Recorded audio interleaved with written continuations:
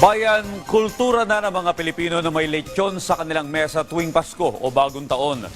Pero magkano naman kaya ang presyuhan ng lechon sa kasalukuyan? Alamin natin sa report ni Denise Osorio live. Denise?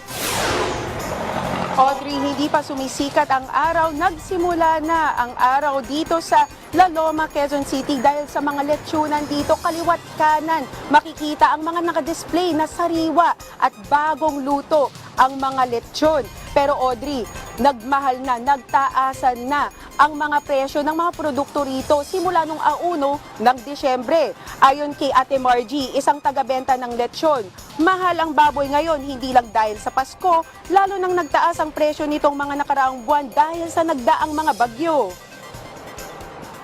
Mataas po ngayon ang presyo ng kaysa mga nakaraan buwan. Yung mga ganyan po namin, nasa 9,000 na po ang pinakamababa. Ganyan po ang size. Nung mga nakaraang buwan, nakukuha pa po yan ng 7,000. Pero ngayon po wala na. Wala nang bababa sa 9,000 para sa isang buong lechon dito sa La Loma ngayong Disyembre. At dito lang daw sila nakakabawi para na sa isang taong matumal na bentahan. Ayon sa tagalutong si Kuya Jandy, mahabang proseso ang paglelechon. Para sa mga malalaking lechon o mga baboy, umaabot ito hanggang 4 na oras sa pagluluto. At giit niya, maliban sa lasa, dekalidad ang importante. Lutuin mo maigi para wala masyadong customer.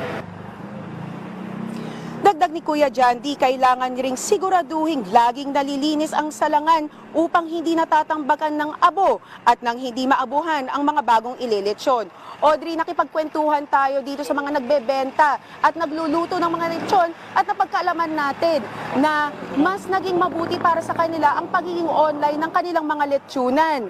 Ayon sa kanila, kahit na marami pa rin silang mga dayo, mas marami ang mga nagiging order nila sa online at sa mga phone calls dahil online na sila sa social media ngayon. Sa isang tindahan, umaabot sila hanggang 200, sa halos 200 hanggang 500 mga lechon.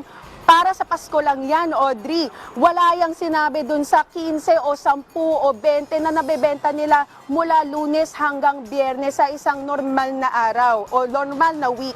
So wala yan ang pinakahuling balita mula rito sa La Loma, Quezon City. Balik sa iyo, Audrey. Ayan, bagamat napakasarap ng lechong Pinoy, maghinay-hinay para makaiwas sa alta presyon. Maraming salamat, Denise Osorio.